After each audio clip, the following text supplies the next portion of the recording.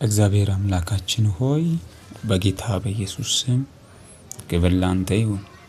የዘላለም አምላክ እግዚአብሔር ሆይ ጠብቀህ ረድተህ ተሸክመህን ለዚህ ቀን አድርሰህናልና በኢየሱስ ስም ክብር ላንተ ይሁን። መልካምነትህ በእኛ ሕይወት ላይ ከፍ ስላለ ስም ይባረክ። እግዚአብሔር ሆይ ቃልህን ልንሰማ በፊት ተሰብስበናል። የቃልህን እውነት፣ የቃልህን ምስጢር፣ የቃልህን ደጆች በኢየሱስ ክርስቶስ ስም ትከፍትልን ዘንድ በኢየሱስ ስም እንማጸናሃለን። ታላቅነትህ በሕይወታችን ላይ ከፍ ስለሚል እናከብርሃለን። መጽሐፍ ሲናገር በወደደን በእርሱ ከአሸናፊዎች ሁሉ እንበልጣለን ተብሎ እንደተጻፈ መንፈስ በውስጣችን ገብቶ አሸናፊዎች ያደረከን እግዚአብሔር ሆይ በኢየሱስ ስም ክብር ላንተ ይሁን። ሁሉ ሲሆን ላንተ ክብር ይሁን። ቃልህን አስተምረን እኔንም እርዳኝ በኢየሱስ ስም አሜን። ዛሬ የማካፍላችሁ ርዕስ ምን ታያለ የሚል ርዕስ ይሆናል ማለት ነው። ምን ታያለ፣ ምን ታያለሽ? የመጽሐፍ ክፍላችን ትንቢተ ኤርምያስ ምዕራፍ 1 ከቁጥር 11 ጀምሮ ያለውን ክፍል በማንበብ እጀምራለሁ። ዳግም የእግዚአብሔር ቃል ኤርምያስ ወይ ምን ታያለ እያለ ወደ እኔ መጣ። እኔም የለውዝ በትር አያለው አሉ። እንግዲህ ይህ እግዚአብሔር ቃል ሲመጣለት ኤርምያስ ገና ብላቴና ነበረ። ኤርምያስ ከመጸነሱ በፊት በእግዚአብሔር መታወቁ፣ ከማፀን ሳይወጣ መቀደሱን፣ ለአሕዛብ ነቢይ መደረጉን ገና እየተረዳ ባለበት ሰዓት እግዚአብሔር ወደሱ እንደመጣ ይናገራል። የመጣውን ጥሪ ለመፈጸም የሚያበቃ ቁመና ላይ አለመሆኑን ያስረዳ ነበር ኤርምያስ። ኤርምያስ እዛ ቁመና ላይ አይደለም ያለው። ገና ብላቴና ነው፣ ገና ትንሽ ነው። ነገር ግን ኤርምያስ በማህፀን ሳለ ተቀድሷል። በማህፀን ሳለ እግዚአብሔር የአሕዛብ ነቢይ እንደሚያደርገው ተናግሮታል። በዚህ ሂደት ውስጥ ነው እንግዲህ ኤርምያስ ገና ብላቴና ሆኖ ሳለ እግዚአብሔር ወደሱ እንደመጣ የሚናገረው ማለት ነው። ታዲያ ጠሪው ያህዌ ደግሞ እኔ ካንተ ጋር ነኝ አለው። አንተ ብላቴና ነኝ ብትልም፣ እኔ ትንሽ ነኝ ብትልም፣ አቅም የለኝም ብትልም እኔ ካንተ ጋር ነኝ። ጥሪውን የሚያሟላው ጥሪያችን ሙሉ የሚሆነው ያህዌ አብሮት ሲሆን እንደሆነ እግዚአብሔር ግልጽ አደረገለት። በሕይወታችን ጥሪያችን ሙሉ የሚሆነው በሕይወታችን የተጠራንለት እውነት ሙሉ የሚሆነው ብቻችንን ሆነን ሳይሆን እግዚአብሔር አብሮን ሲሆን። ታዲያ እግዚአብሔር ምንድን ያደረገው ስትሉ እጁን ዘርግቶ የኤርምያስን አፍ ዳሰሰው። ሃሌሉያ! አፉን ዳሰሰው። መዳሰስ ብቻ አይደለም፣ በአፉ ቃሉን አኖረበት። እግዚአብሔር በአንደበታችን ላይ ቃሉን በኢየሱስ ስም ያኖርብን። ከዛ አይደለም፣ ያ ብቻ አይደለም። እግዚአብሔር በአፉ ውስጥ ቃሉን አኖረበትና እነሆ አለው። ሃሌሉያ! ትነቅልና ታፈርስ ዘንድ፣ ታጠፋና ትገለብጥ ዘንድ፣ ትሰራና ትተክል ዘንድ በአሕዛብና በመንግስታት ላይ ዛሬ አድርጌሃለሁ አለው።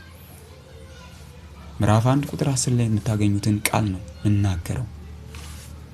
ታዲያ እግዚአብሔር ይህንን ነው አንተ ብላቴና ነኝ የምትለው፣ አንተ ታናሽ ነኝ የምትለው ታወርስና ትነቅል ዘንድ፣ ትገለብጥ ዘንድ፣ ትሰራና ትተክል ዘንድ በአሕዛብ መንግስታት ላይ ዛሬ አድርጌሃለሁ ሲለው ኤርምያስ ገና እኔ ብላቴና ነኝ እያለ ነው። ግን ብላቴናነትህን ሙሉ ማድርገው እኔ አብሬ ስላለው ነው። በሕይወታችን ውስጥ የትኛውም ነገር ሙሉ የሚሆነው እግዚአብሔር አብሮን ከኛ ጋር ሲሆን ብቻ ነው። አቦ እግዚአብሔር በሕይወታችን ከኛ ጋር ይሁንልን። ታዲያ ከዚህ በኋላ ነበር ለብላቴናው ነቢይ ጥያቄ የቀረበለት። ምን ታያለህ አለው እግዚአብሔር። ምንድን ነው የምትመለከተው? ምን ታያለህ ኤርምያስ ወይ የሚል ቃል መጣለት። እርሱም የለውዝ በትር አያለው አለ። ኤርምያስ ያየውን በግልጽ ለእግዚአብሔር ነገረው። የነፍሱ በር ገና እንደተከፈተ ያየው የመጀመሪያው ራእይ ነበር። የለውዝ በትር አያለው ሲል የመጀመሪያው ራእይ ነው ኤርምያስ እየተመለከተ የነበረው። እግዚአብሔር የነገረውን ሁሉ ለመፈጸም እንደሚተጋ ያረጋግጥልን ነበር። አረጋገጠለት። በቃ ኤርሚያስ ይሄን አያለው ሲል እግዚአብሔር እተጋለሁ አለ። ያያችሁትን ለእግዚአብሔር ስትነግሩት፣ ያያችሁትን ለእግዚአብሔር ለመንገር አንደበታችሁን ስትከፍቱ እግዚአብሔር የነገራችሁን ሊፈጽምላችሁ እግዚአብሔር ሌት ተቀን በፊታችሁ የሚተጋ አምላክ ነው። ዛሬ በኢየሱስ ስም የእግዚአብሔር ትጋት ከእናንተ ዙሪያ ይለይላችሁ። እግዚአብሔር የመፈጽመው ዘንድ በቃሌ ተጋለውና መልካም አይተሃል አለኝ አለ ኤርሚያስ። ቁጥር 12 ላይ ታገኛላችሁ። እፈጽመው ዘንድ ተጋለው፣ መልካም አይተሃል። እይታችን ምንድነው? ያየነውን ስንነግረው እይታችን ላይ መልካሙን ፈቃዱን እግዚአብሔር በሕይወታችን ላይ ይፈጽማል። አይተሃል፣ አዎ መልካም አይተሃል ብሎ እግዚአብሔር አንደበቱን ገልጦ በሕይወታችን ላይ ይገልጣልና ኤርሚያስም ነገረው። የለውዝ በትር አያለው አለ። ኤርሚያስ ያየው የለውዝ በትር ስለሆነ የለውዝ በትር እንዳየ ለእግዚአብሔር ነገረው። እግዚአብሔር የምፈጽመው ዘንድ ተጋለውና መልካም አይተሃል ነው ያለው። ታዲያ የለውዝ በትር ምንድነው የሚናገረው? ኤርሚያስ የለውዝ በትር አይቻለሁ ካለ የለውዝ በትር ታዲያ ምንድነው? የለውዝ በትር በአይሁድ ዘመን መለወጫ ሰሞን የሚያብብ ተክል ነው። እግዚአብሔር የተናገረውን ነገር ለማድረግ ገና ከጅማሬው ቀድሞ እንደሚነሳ ያመለክታል። ልብ በሉ። ይህ ብላቴናውን ነቢይ ከስጋት ነፃ ነው የሚያወጣው። እኔ ከብላቴንነት ጀምሬ አብሬ እስከ ፍጻሜ ሄዳለሁ እያለው ነው። ምክንያቱም የለውዝ በትር በአይሁዶች ዘመን ገና የሚያብብ ተክል ከሆነ፣ ገና እንጭጭ ከሆነ ኤርሚያስም የተጠራበት እግዚአብሔር እንዲያገለግለውና እግዚአብሔርን እንዲከተል የጠራበት ዘመን ገና እንጭጭነት ላይ ያለ ነው። ገና እያበበ ባለበት ሰዓት ነው። ለዚህ ነው እግዚአብሔር ከጅማሬው ገና ስታቆጠቁጥ እኔ ካንተ ጋር ነኝ አብሬ ጀምራለሁ እያለው ነው። እግዚአብሔር አብሮት ስለሚሆን እስከ ፍጻሜ አብሮት ስለሚቆም ነው እኔ ካንተ ጋር ሆናለሁ ያለው። በንግግሩ መሃል ግን እግዚአብሔር የተናገረው በጣም የሚያስደስተኝ ነገር አለ። እተጋለሁ አለ። ቁጥር 12 ላይ እተጋለሁ። እግዚአብሔር የለውዝን በትር አይቻለሁ ብሎ ኤርሚያስ ከነገረው በኋላ ያንን ለመግለጽ የተጠቀመበት በጽሁፍም በንግግርም ተመሳሳይ ነው። እግዚአብሔር በጽሁፍ ጭምር በንግግር ጭምር በምስል ጭምር ነው ለኤርሚያስ የተገለጠለት። እግዚአብሔር በቃሉ ከፍጻሜው ጀምሮ እስከ ፍጻሜ ከጅማሬው ጀምሮ እስከ ፍጻሜው ድረስ ከኤርሚያስ ጎን እንደሚቆም እግዚአብሔር በድምጽም በምስልም ጭምር ነበር ለኤርሚያስ ያሳየው የነበረው። ታዲያ እግዚአብሔር ትልቁን ፍርሃቱን ከኤርሚያስ ሕይወት ላይ ሰበረለት የለውዝ በትር አሳይቶት ጭምር ነው። ምስሉን ጭምር አሳይቶት ነው። ብቻውን እንዳይሆን ብቻዬን ነኝ፣ ብላቴና ነኝ፣ ሕፃን ነኝ ብሎ እንዳይፈራ እንዳይደነግጥ እግዚአብሔር ከፍጻሜ ጀምሮ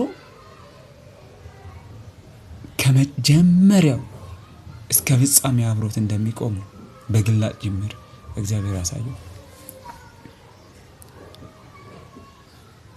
በነገራችን ላይ የለውዝ በትር የመለኮታዊነት፣ የሞገስ፣ የድጋፍ፣ የፈቃድ ምሳሌ ነው። ደግሞ ይህ ጥሪን ተቀብቶ ለመኖር ገና በመንገድ ላይ ላለ አገልጋይ የለውዝ በትር ማየት ምን ማለት እንደሆነ ግልጽ ነው።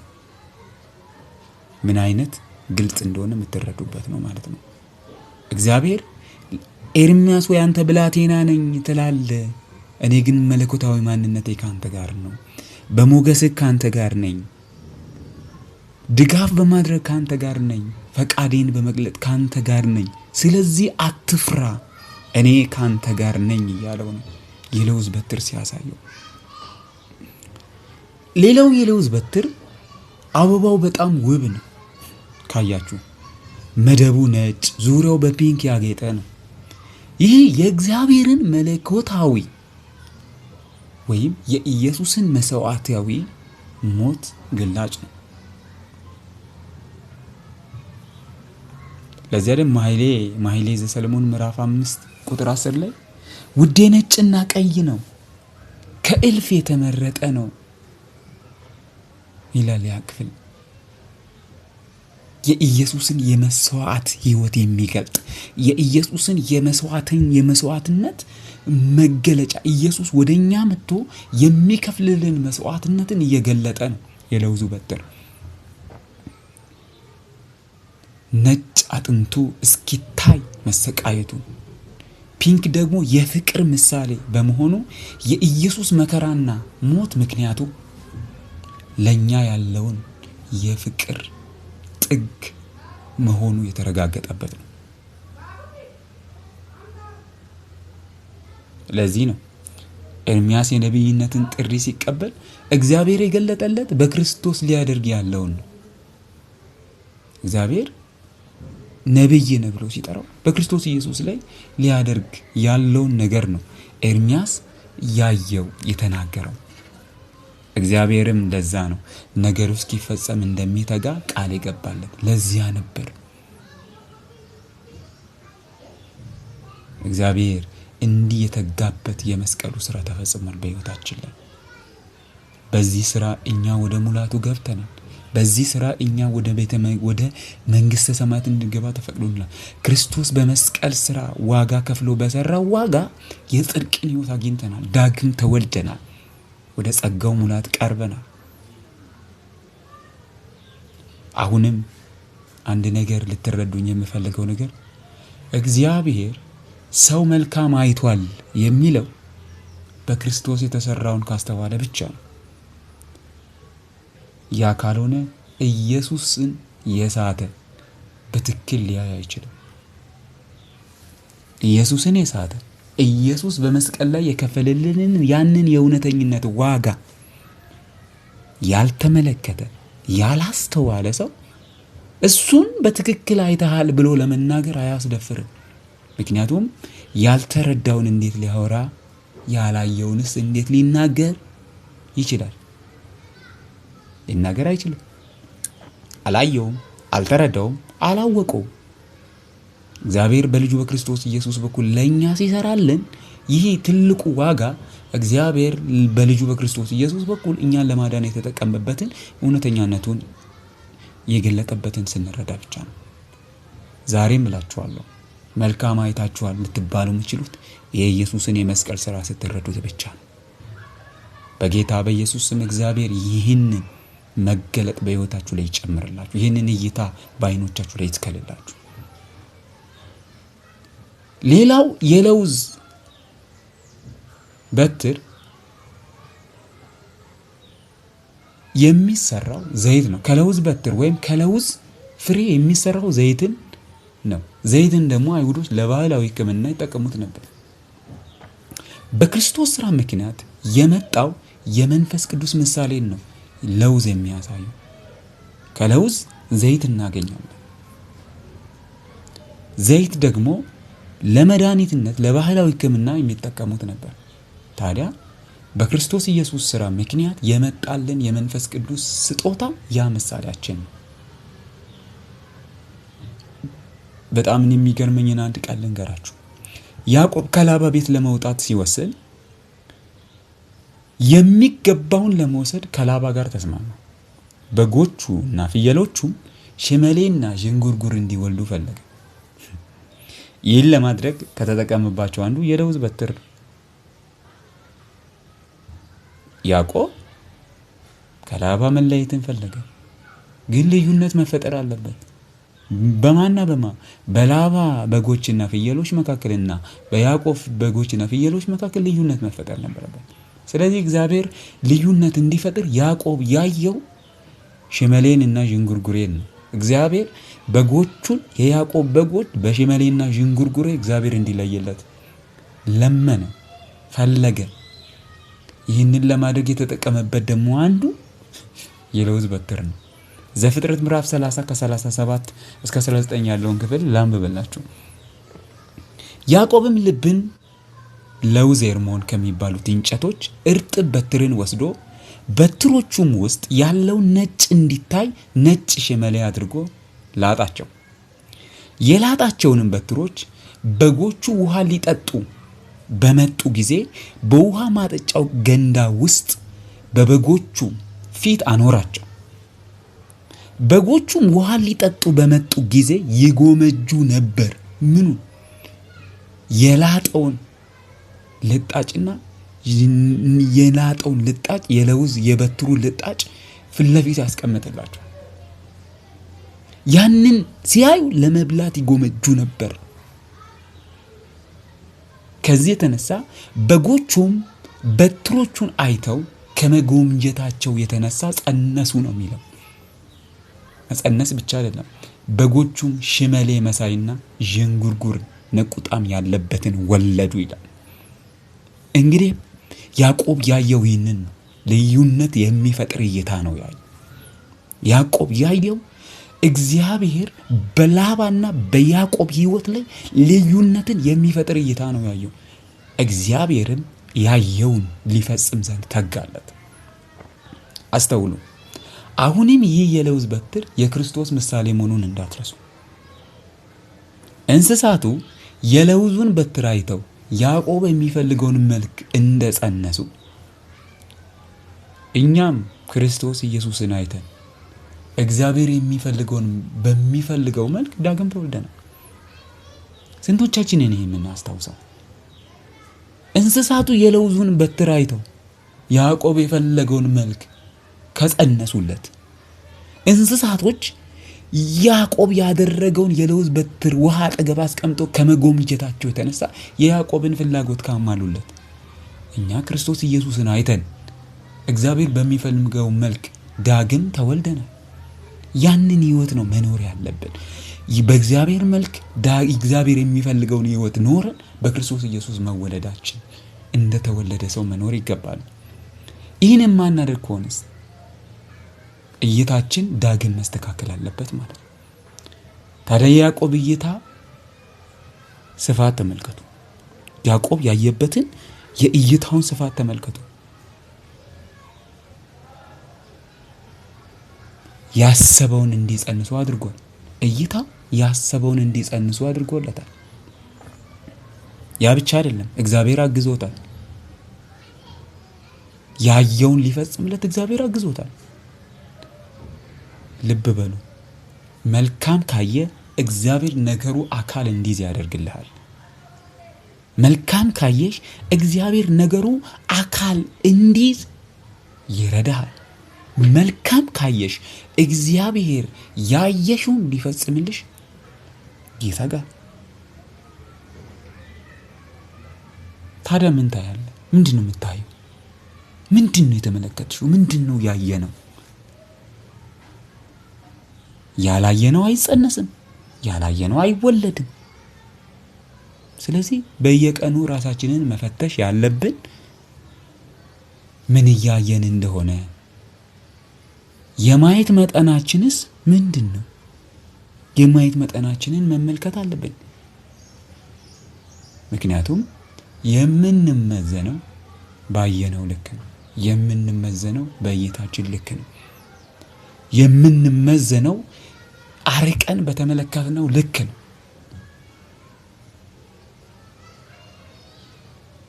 እግዚአብሔር የማየት አቅማችንን ይጨምርልን። እግዚአብሔር የማየት አቅማችንን ያብዛልን። እግዚአብሔር የማየት አቅማችንን ያብዛልን።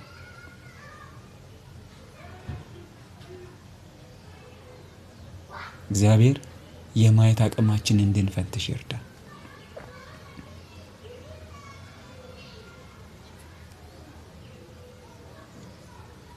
ሌላኛው ክፍል ውስጥ አንድ ክፍል አካፍላችሁ፣ እንዲህም ሆነ በስጋ ሙሴ ወደ ምስክሩ ድንኳን ውስጥ ገባ። በነጋው ማለት ነው። ሙሴ ወደ ምስክሩ ድንኳን ውስጥ ገባ። እነሆ ከሌዊ ቤት የሆነች የአሮን በትር አቆጥቁጣ ለመለመችም አበበችም፣ አበባ ወጣች። የበሰለ ለውዝም አፈራች። ዘኍልቍ 17 ቁጥር 8 ላይ ታገኙታላችሁ። ታዲያም እንዴት ነው በአንድ ምሽት ውስጥ ይሄ ታምር የተፈጠረው ሲባል የአሮን በትር ምሳሌ አለው። የአሮን በትር የኢየሱስን ደረቋ የአሮን በትር የኢየሱስን ሞት ምሳሌ ነው። ኢየሱስ እንደሚሞት ለሰው ልጆች መጥቶ እንደሚሞት ታዲያ ማቆጥቆጧ፣ መለምለሟ፣ ማበቧና ማፍራቷ ሌላኛው ምሳሌ የክርስቶስን ትንሣኤ አመልካች ነው። የበትሯ አስደናቂ ልምላሜ አሮን እግዚአብሔር የቀባው ካህን የመሆኑ ምልክት ነው። ሌላ ምንም ታምር የለም። በትሯ ስትለመልም አሮን በእግዚአብሔር የተቀባ ካህን ነው። በአንድ ምሽት ውስጥ በዛ በምስክሩ ድንኳን ውስጥ 12ቱም በትራቸውን ደርድረው የአሮን በትር ለምልማ የተገኘችው እግዚአብሔር አሮንን የቀባው ካህን መሆኑን ብቻ የሚያሳይ ነው። ይሄ የሆነው ለምን ምልክት ነው ሲባል እኛም ጽድቅ፣ ንግስናና ክህነት ክርስቶስ ከሙታን በመነሳቱ ያገኘ ነው ስለሆነ ነው። በቃ የአሮን መመረጥ በእግዚአብሔር እኛም በእግዚአብሔር መመረጣችን ማረጋገጫ ኢየሱስ ክርስቶስ ከሙታን በመነሳቱ የተገኘ ብቻ።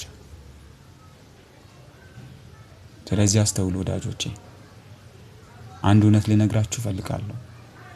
ኤርምያስ ያየው እግዚአብሔር ለሰው ያየውን ነው። ኤርምያስ ያየው እግዚአብሔር በክርስቶስ ኢየሱስ በኩል ለኛ ሊያደርግ የወደደውን ክርስቶስን ነው። እግዚአብሔር ያየልሽን ካየሽ መልካም አይተሻል ትባያለሽ። እግዚአብሔር ያየልህን ካየ መልካም ተመልክተሃል ትባላለህ። እግዚአብሔር ያየልህን ካየ መልካም ተመልክተሃል ትባላለህ። ለዚህ ነው እግዚአብሔር ያየልንን እውነት የምናይበትን ጸጋ እግዚአብሔር ያብዛልን እንለው። ሉቃስ 3 ከ3 እስከ 6 ያለውን ክፍል ላካፍላችሁና እንጨርሳለን።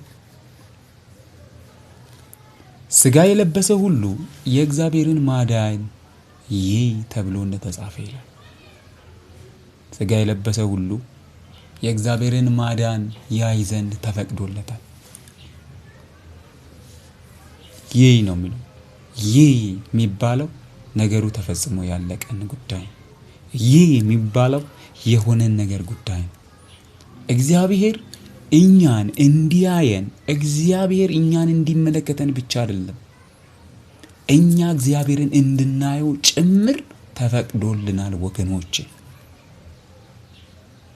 የእግዚአብሔርን ማዳን እንድናይ፣ የእግዚአብሔርን የማዳን እይታ እንድንፈጽምና እንድናይ በእግዚአብሔር በክርስቶስ ኢየሱስ በኩል ተጠርተናል፣ ተጋብዘናል። ስለዚህ ዛሬም ልጠይቃችሁ፣ ምን እያያችሁ ነው? ምንድነው የምታዩ? እይታ ምንድነው? ምን ታያላችሁ? እግዚአብሔር የእይታችንን አይን በኢየሱስ ስም ይክፈትልን። እንደ ኤርምያስ ብላቴንነታችን ሳይሆን እግዚአብሔር በእኛ ውስጥ በክርስቶስ ኢየሱስ የከፈለውን እውነት ያንን ፈቃዱን ማየት እንድንችል እግዚአብሔር በክርስቶስ ኢየሱስ በኩል አድርጎ እይታችንን ያስተካክልልን። ማየት እንድንችል አይኖቻችን ይከፈቱ። ማየት እንድንችል የአይኖቻችን ቅርፊቶች ይውደቁ። መስማት እንድንችል የጆሮቻችን ቅርፊቶች በኢየሱስ ስም ይውደቁ። ያየነውን መናገር እንድንችል ጸጋ ይብዛልን። እግዚአብሔር አምላካችን ሆይ በኢየሱስ ስም ክብር ላንተ ይሁን። ስለነበረን ድንቅ ጊዜ እናመሰግናለን። ታላቅነት ከኛ ጋር ስለተገለጠ ስም ይባረክ።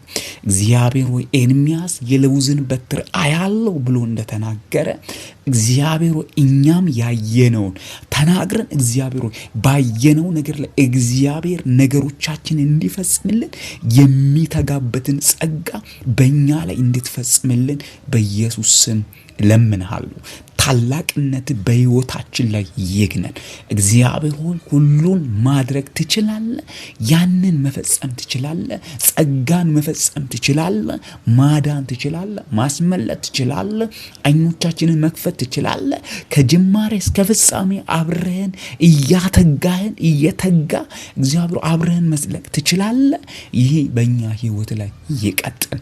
በሚቀጥለው ክፍል ደግሞ እግዚአብሔር ሆይ የእግዚአብሔርን እይታ መያዝ በሚለው ርዕስ እስከምንቀጥል ደግሞ እግዚአብሔር ሆይ ጸጋህን አብዛለን። በሰማነውና በተማርነው ጸንተን መቆም እንድንችል ኃይልን አብዛለን። የሚቃወመን ክፉ ይመታ በኢየሱስ ስም አሜን።